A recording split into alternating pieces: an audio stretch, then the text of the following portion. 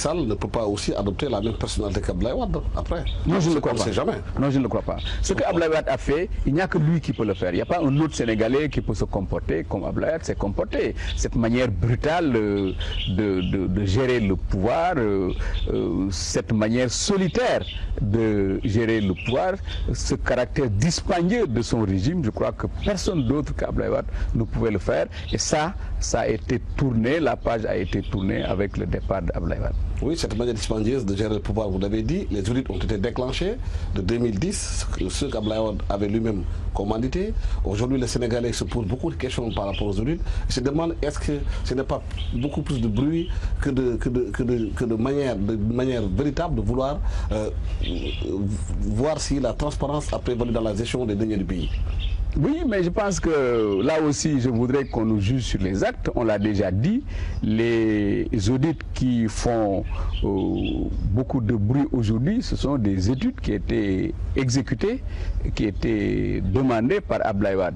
Et Abdoulaye Wade a reçu les rapports de ces audits-là et les avait mis dans les tiroirs.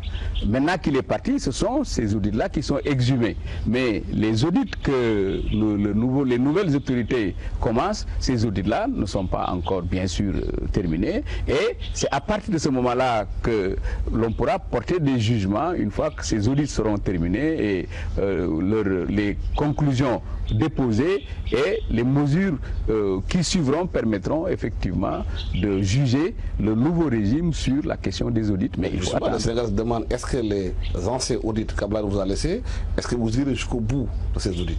Je le pense et le président l'a dit clairement qu'il n'y aura pas d'impunité, personne ne sera protégé, mais on s'en tient à ce qu'on nous dit jusqu'à preuve contraire. Je crois que c'est ça qui est plus juste, mais avoir des jugements préétablis sur ce qui va être fait, ça ne me semble pas être une bonne démarche.